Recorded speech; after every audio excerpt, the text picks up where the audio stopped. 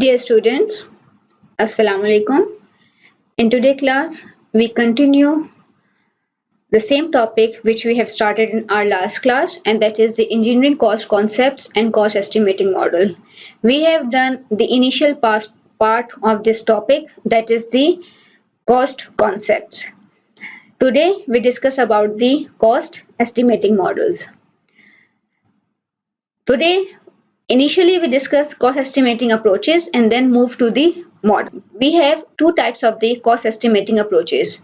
One is the top-down approach and other one is the bottom-up approach. Top-down approach uses in a situation when we have historical data for similar cost object. By using that historical data of a similar cost object, we can estimate the cost of our current cost object by modifying that data for changes due to inflation, activity level, that means output level, size, energy consumption, and other factors. In short, top-down approach basically uses in a situation when we have historical data of a similar cost object. Then by using that data after the certain modification due to change in price level because of the inflation or because of the energy consumption or because of any other factor which may create a difference between our cost object and the cost object for which we have the historical data.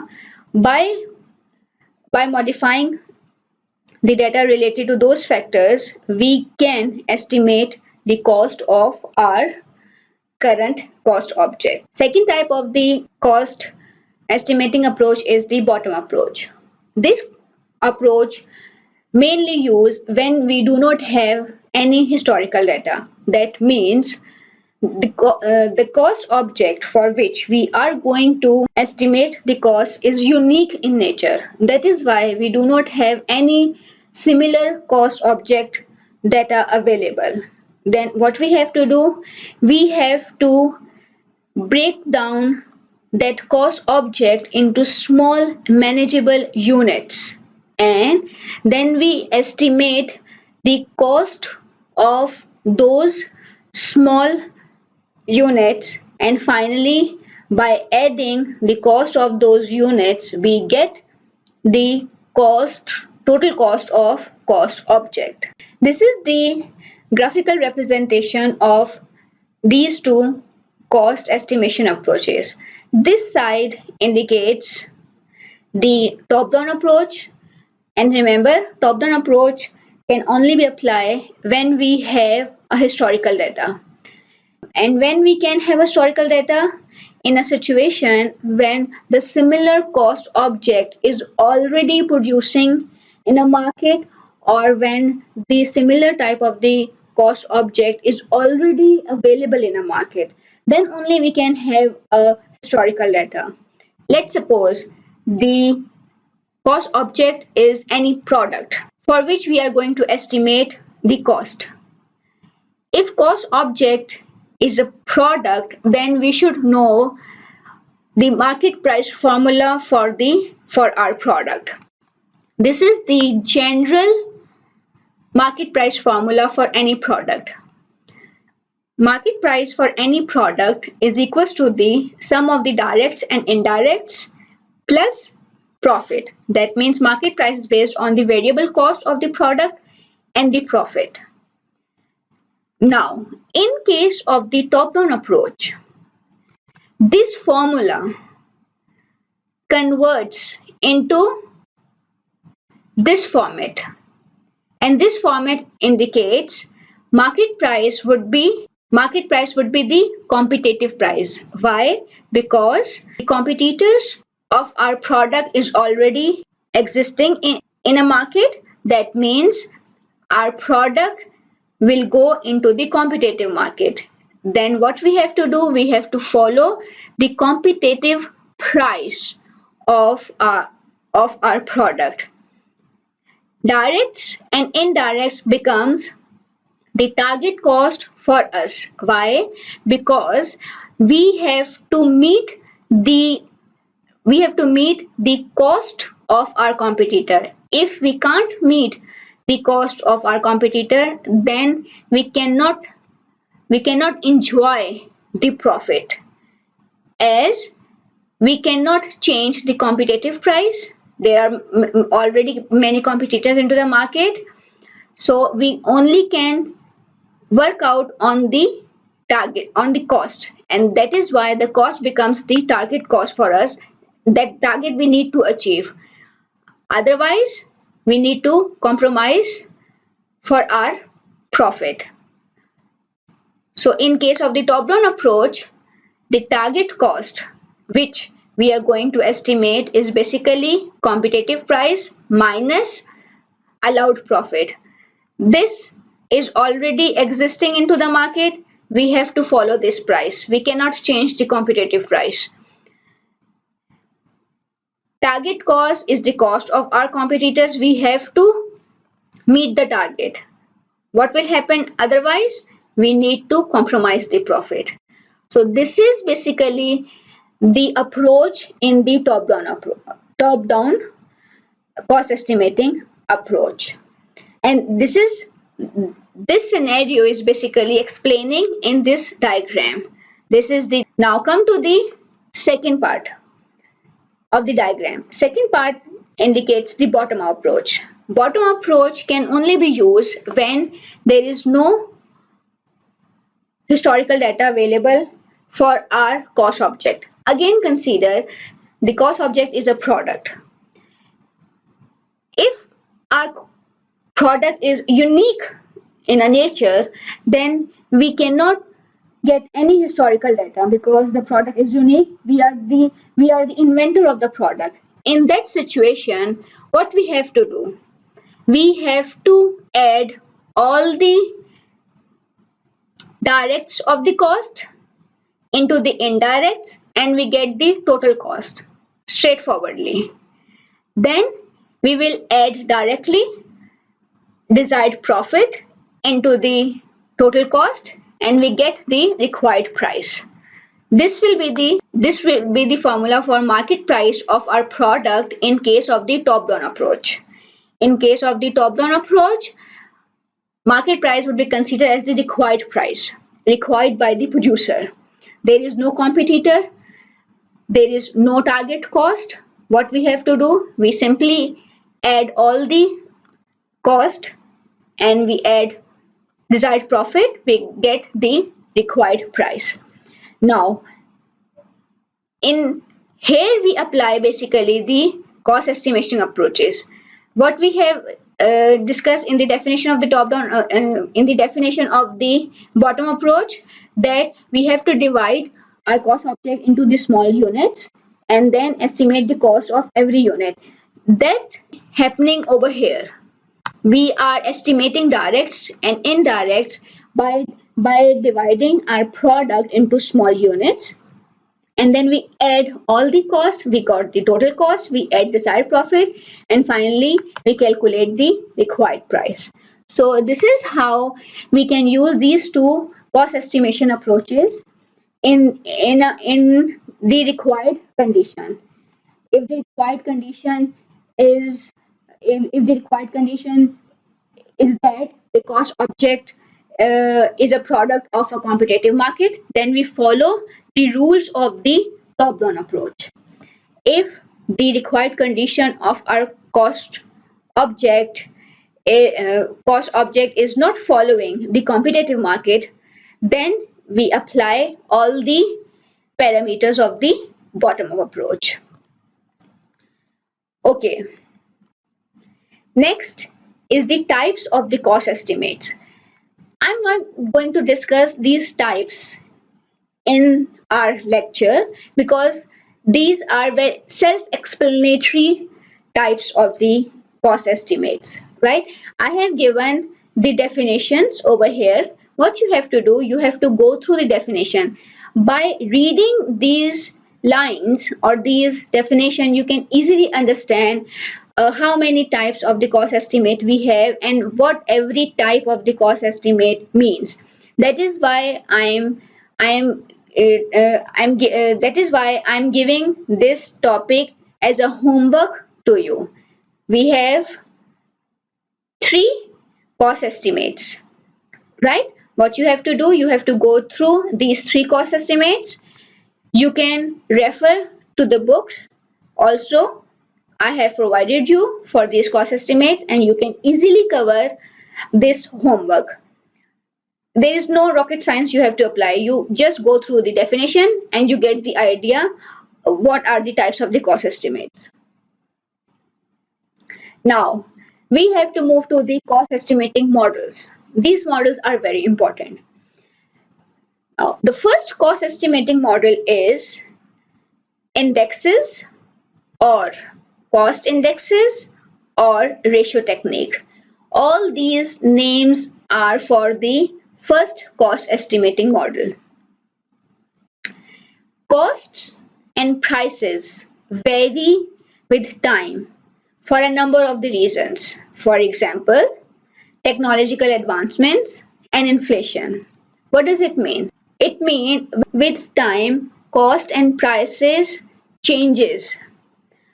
Why? Because of the inflation. As inflation inflation means increase in price level.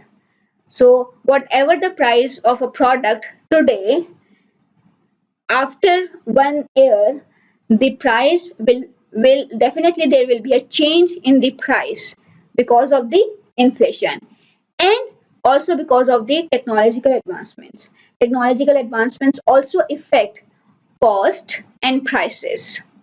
So cost and prices vary with time because of the inflation mainly and because of the technological advancements also.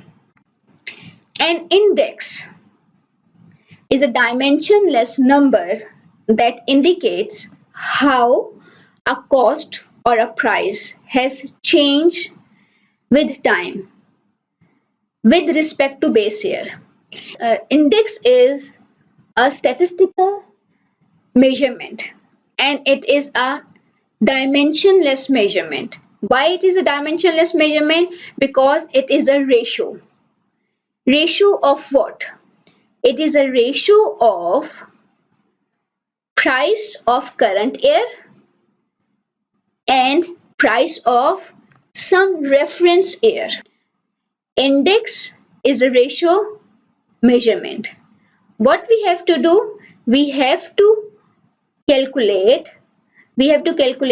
ratio in a sense that we take current price in the numerator and the price of some reference year in the denominator, and when we get a ratio, that ratio indicates change in the price. If the ratio is greater than 1, that means current price is greater than the reference year price. If the ratio is less than 1, that means current price is less than the base year price or the reference year price, right? So by using the index measurement, we can find out the change in the prices or change in the cost. Indexes provide a convenient means for developing present and future cost and price estimates from historical data.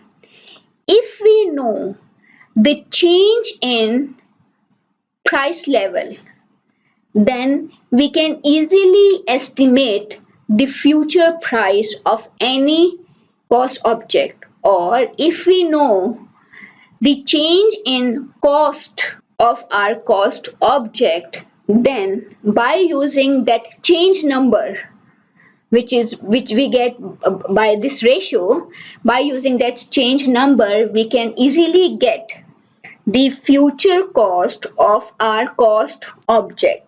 In index calculation, we are using reference year price, and reference year price must be some year must be some previous year. That means we are using historical data. That means index following the top-down approach. Now, let me give you some examples of the index. The first and very good example of the index is inflation. We all know what inflation is. Inflation is change in the price level.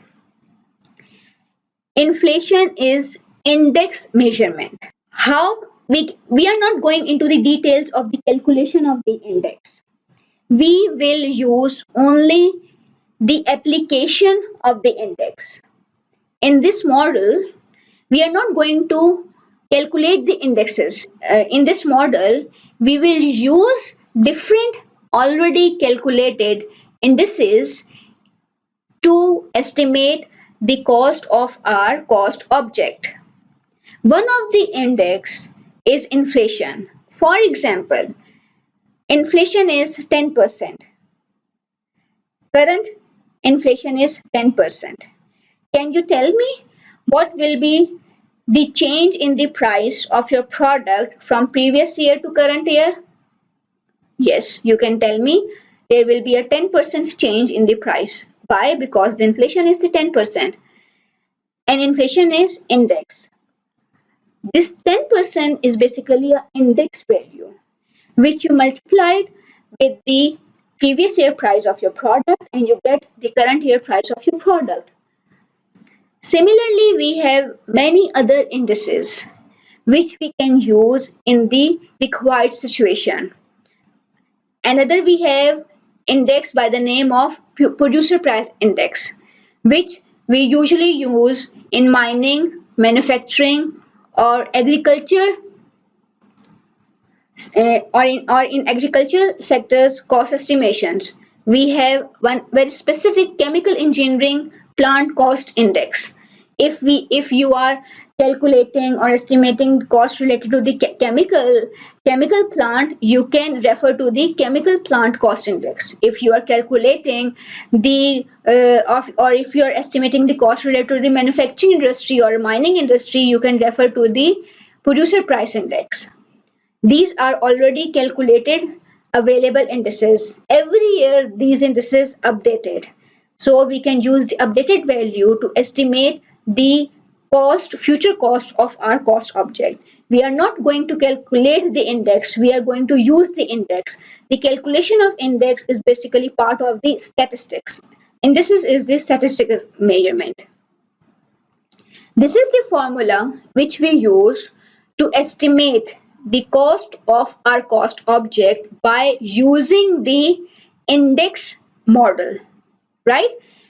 In this formula, Cn indicates the estimated cost or price of item in year n. And what is the year n?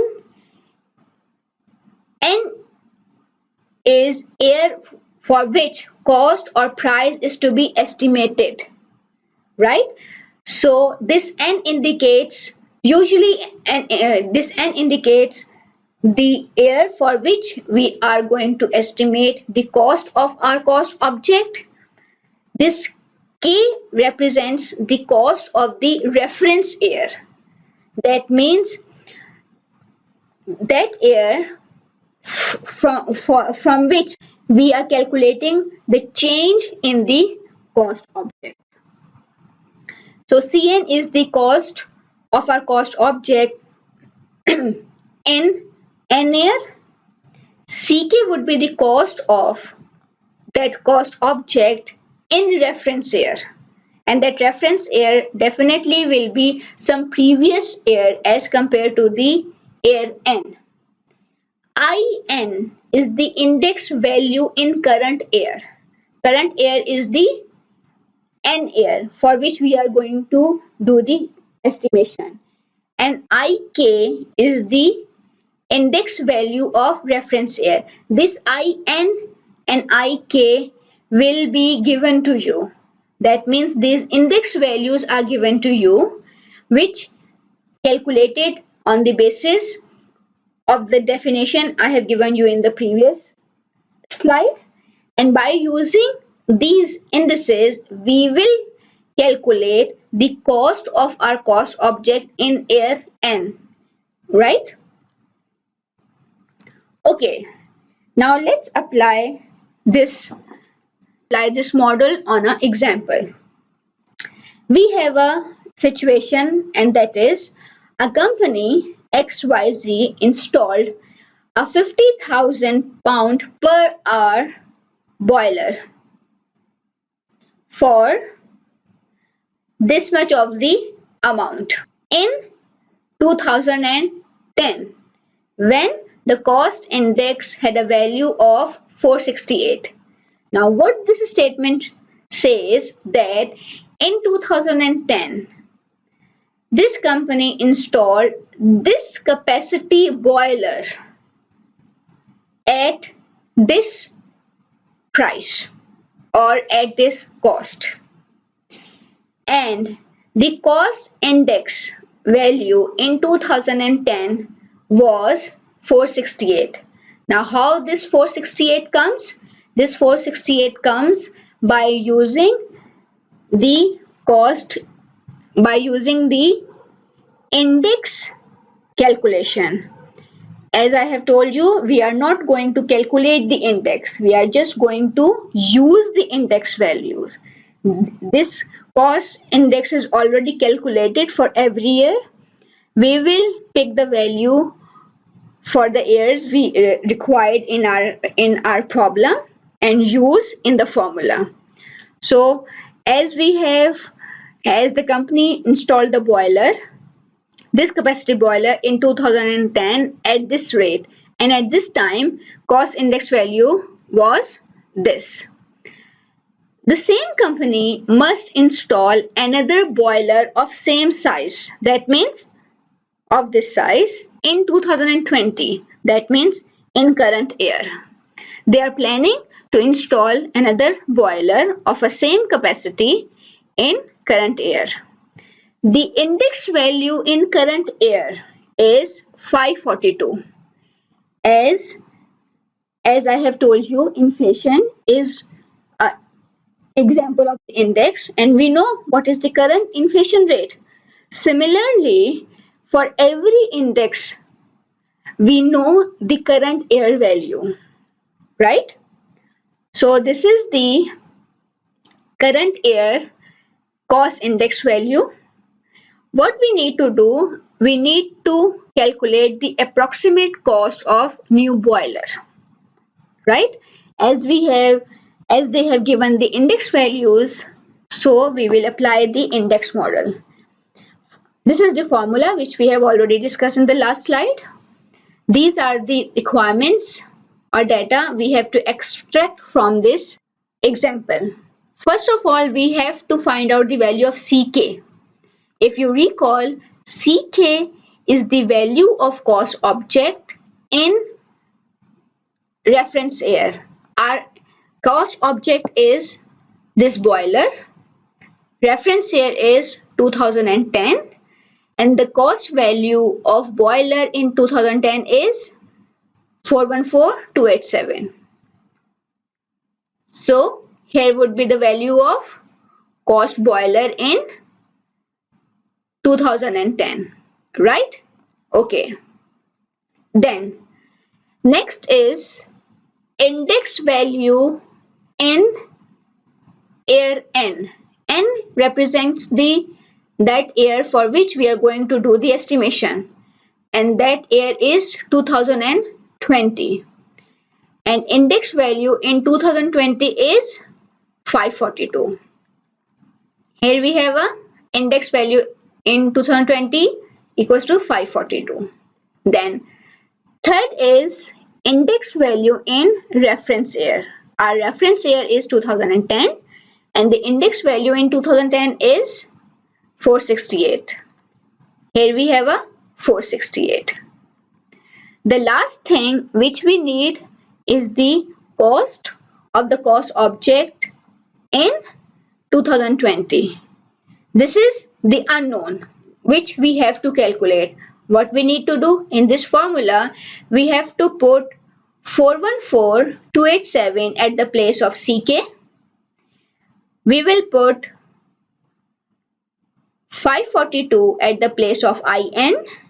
We will put 468 at the place of IK, and after solving this term we will get the value of Cn, and this will be the value of Cn, 479,794.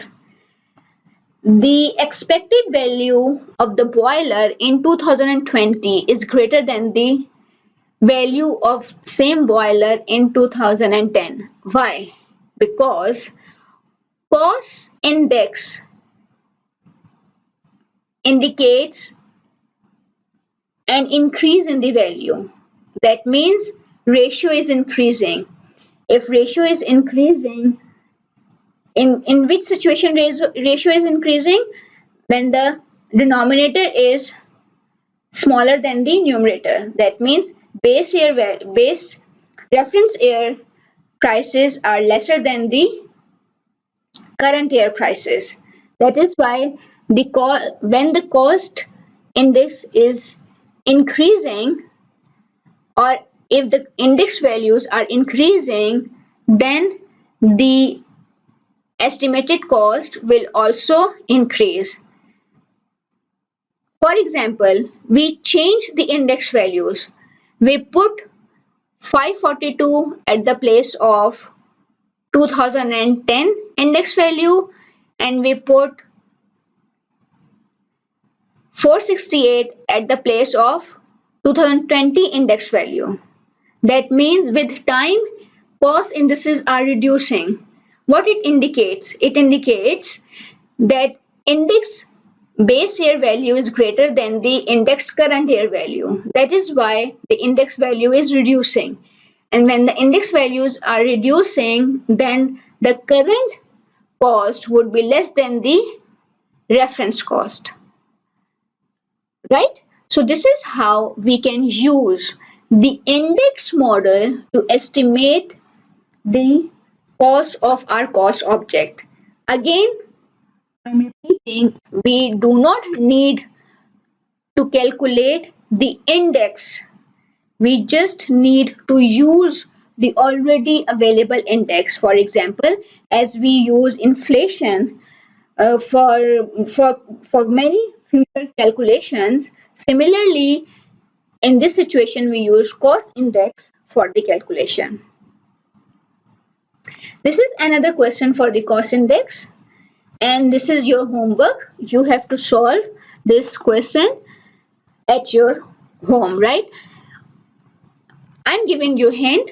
In this question, they have given the index values for different years from 2014 to 2020.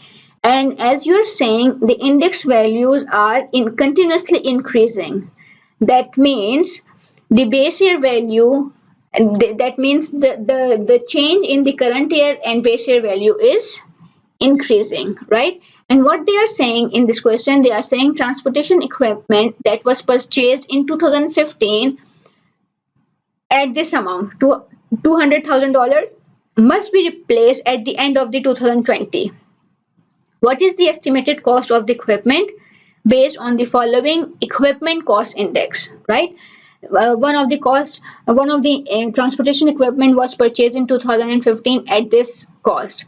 We need to replace this equipment in 2020. They want us to estimate the cost of that transportation equipment. What we need to do, we have to get the value of index for year 2015, and we have to get the value of index for year 2020.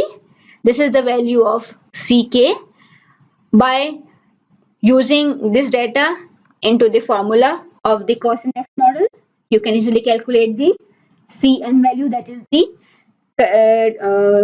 transportation equipment cost in 2020. Okay. Now let's move to the second model of the cost estimation, and that is known as the per unit model.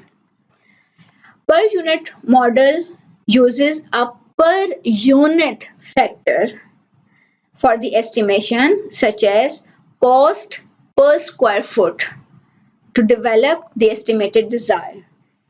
In per unit model, what we to get the cost for actual size, right?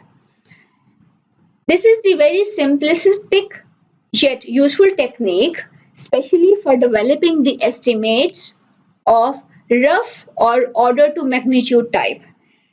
This type, this is one of the type of cost estimate which I have given you to study in your homework. When you have done your homework, you will easily get to understand what that statement means. I'm not going to explain because you have to do your homework, then you can easily understand this statement. This method is following bottom-up cost estimating model. How? In case of a bottom-up, we do not have historical data, right? What we need to do, we need to divide our cost object into the small units, and then we combine all the units to get the total cost of our cost object. Same we are doing in the per unit model. In per unit model, what we are doing, we are calculating the per unit cost, and per unit is the smallest breakable unit of a cost object.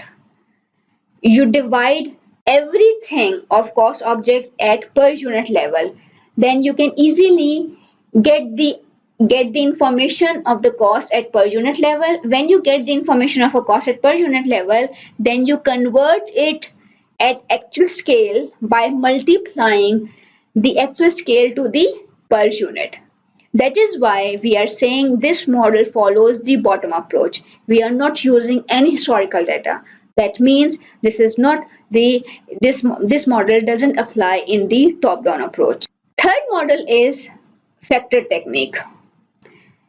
Factor technique is the extension of the unit model, right? In which we sum the product of several quantities or components and add these to any component estimated directly. Factor technique is the extension of the unit method. That means when we have number of the components for which we calculate per unit value, and we add all those components, we get the factor technique. There is a possibility that the cost of some component we estimate directly. We do not need to convert it into the per unit level. Whatever the situation is, in factor technique we handle the multiple quantities for which we calculate the per unit value, and we can even have different components for which we directly estimate the cost. And finally, by adding all these components, we get the total cost. As the unit technique is following the bottom up approach, same the factor technique will also follows the bottom up estimating model. Because we are not using the historical data, we are estimating the cost at the smallest breakable unit level. This is the formula for the factor technique. And as the factor technique is the extension of the unit model, you can even find the unit model in this formula also. In this formula, this C stands for the cost being estimated. That means this C will indicate the cost of the cost object we are going to estimate. CD is the cost of selected component D that is directly estimated. D would be that component from the multiple components of a cost object for which we directly estimate the cost. FM would be the cost per unit of component M. As we in the bottom approach, we divide our cost object into small breakable units. So For the cost of some units we estimate directly, that unit would be considered as the D unit. And for some units or for some components we calculate the per unit cost, right? So that unit is known as M, and the cost and the per unit cost for that unit is known as the FM. And UM is number of the units of component. That means the actual size of the component for which we calculate the per unit value, right? So these are the notations we use in the formula of the factor technique. What we are doing, we apply summation sign with CD and summation sign with FM and UM. This summation sign indicates that there can be a possibility that we have multiple D nature units in our cost object for which we can directly estimate the cost. And here again we apply the summation sign. That means there are multiple M nature units, and M nature units are those units of our cost object for which initially we calculate the per unit cost, and then we multiply it by the actual size of the unit, and we got the total cost for that specific unit. And this type of the units could be multiple. That is why we apply the summations. Now let's move to the example. In this question what they are saying, a cost to provide workplace safety training to a new employee is estimated at $600 for a particular manufacturer.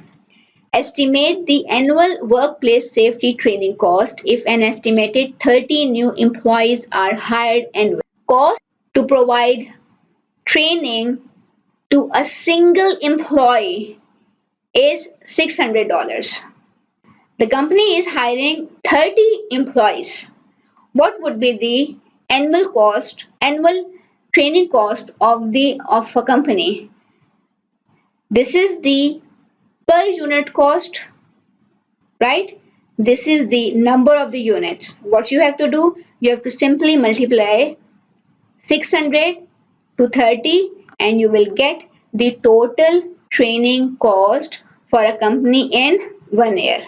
So this is the question of unit technique. This is not the question of factor technique. This is how you can calculate annual training cost for a company by using unit model.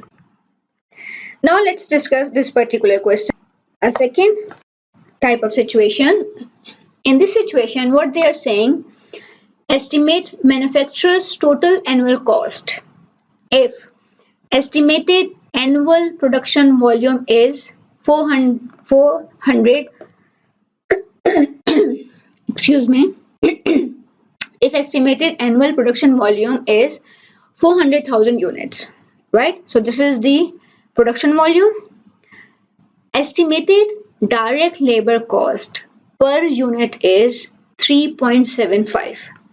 Now see, they have given the per unit value. That means this would be the M unit of the formula.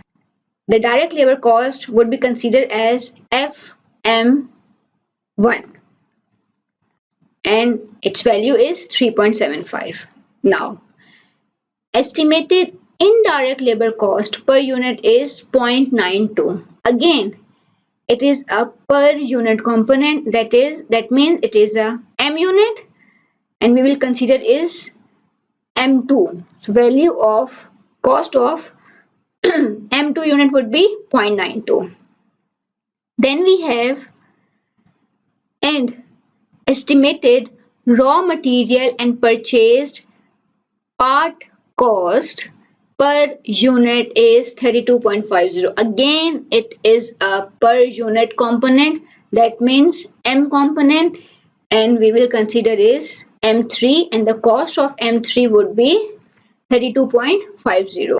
Now all other costs are independent of the production volume and are estimated at 800,000 per year.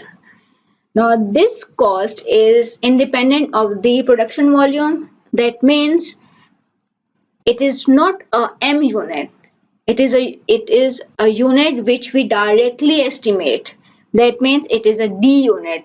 So we will give this 800 unit as a we will take this 800 unit as CD, and its value would be 800,000 units.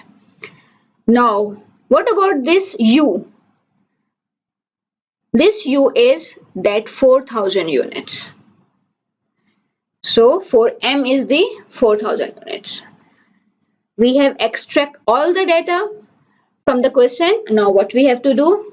We have to apply this formula. We put all the values, and this would be the estimated total manufacturer annual cost. So this is how we can apply the factor technique. Now again, this is your homework. You have to do it by yourself. Now come to the fourth model. This is the last model. This model is known as power sizing model or exponential model. Power sizing model is used to estimate the cost of industrial plant and equipment. This technique recognizes that cost varies as capacity or size changes. Right? That means according to this model, whenever the capacity of industrial plant or equipment changes, or the size of industrial plant or equipment changes, cost changes. This technique will use the top-down approach. Why? Because we are saying when the size or capacity changes, cost changes. That means we have a cost of different capacity and different size. By using the cost of different capacity of different size, we can calculate the cost of our cost object which has different size or capacity. That means we are using historical data. That is why this model is using the top-down approach. This is the formula for this model.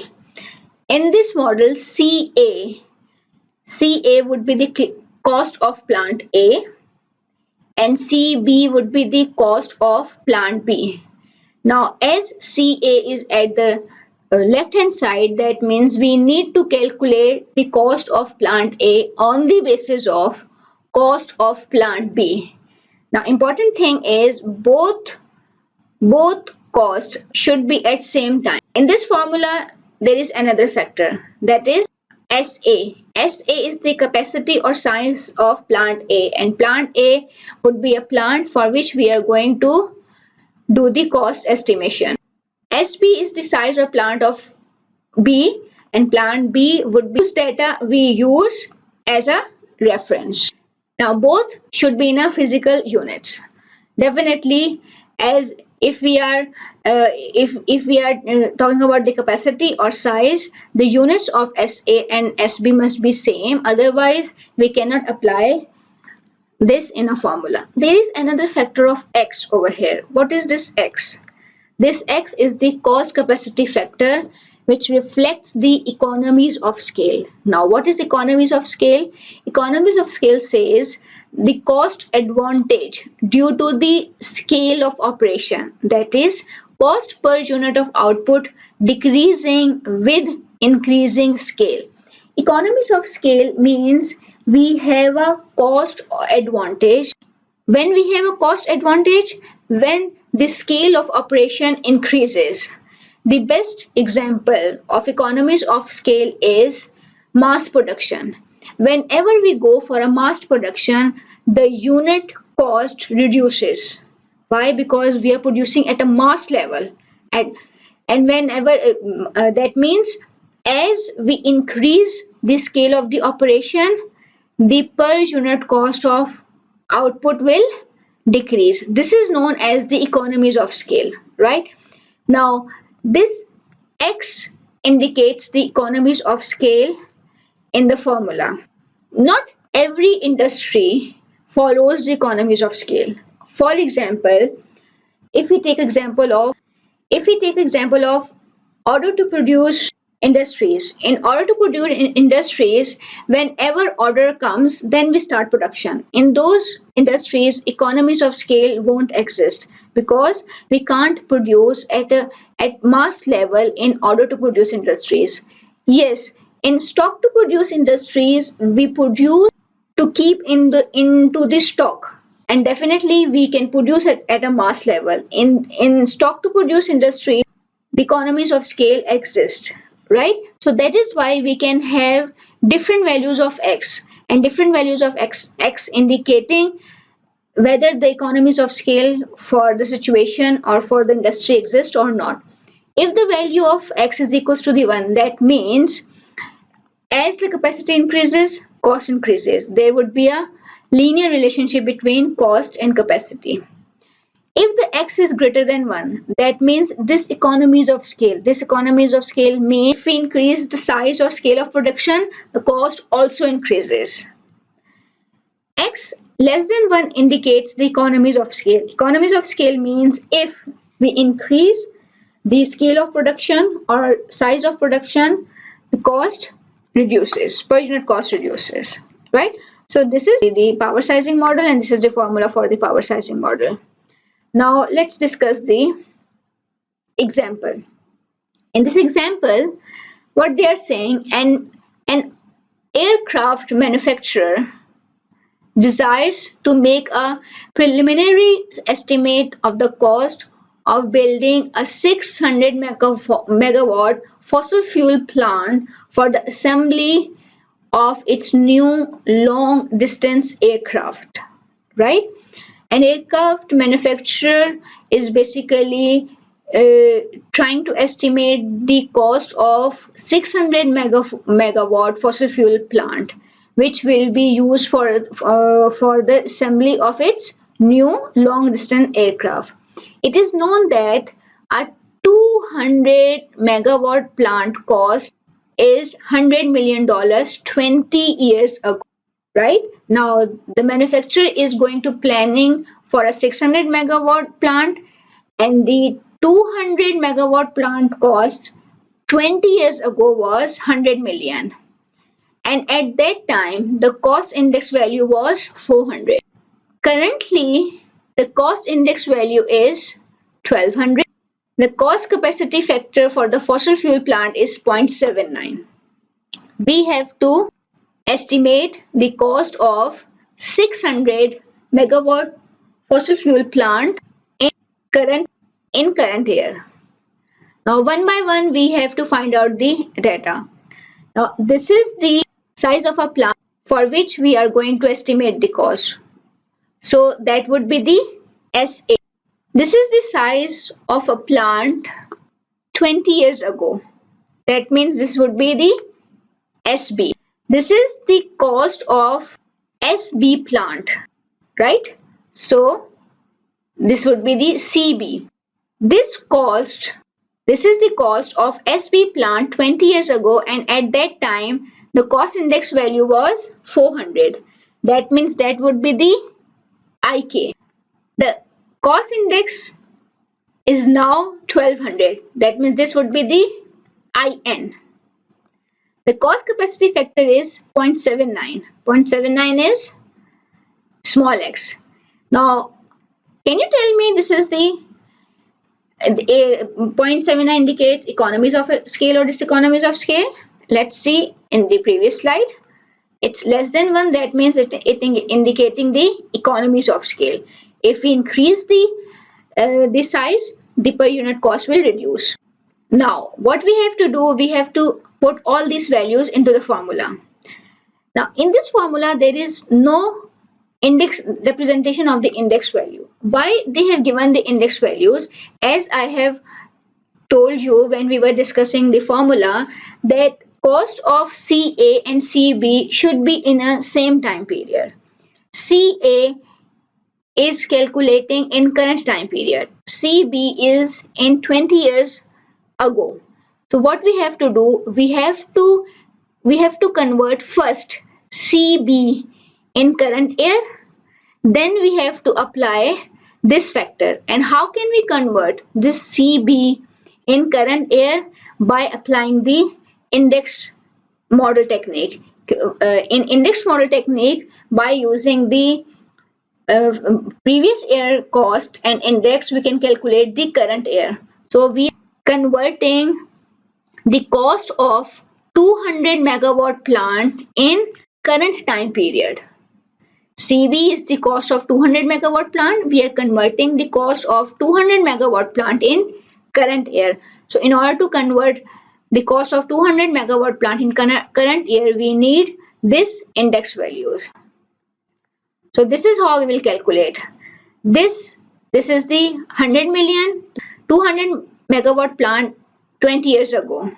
We multiply it with index value. This is IN and this is the IK. When we solve these two factors, it converts the cost of 200 megawatt plant in current year. Then we multiply this cost with the sizes and cost capacity factor. And finally, this would be the cost of 600 megawatt fossil fuel plant in current year, which will definitely be greater than the 200 megawatt plant 20 years ago. So this is how we can use the cost capacity factor or cost capacity model to estimate the cost. So in today's lecture, we discuss the cost estimation approaches and cost estimating models. This is your homework for cost capacity factor sizing model, right? This is your question, your homework for power sizing model. You have to solve it by yourself. And as I have told you, the chapters from where we heard this topic, you can go and solve the exercise of those chapters also, right? So here we wind up our today's lecture. Thank you.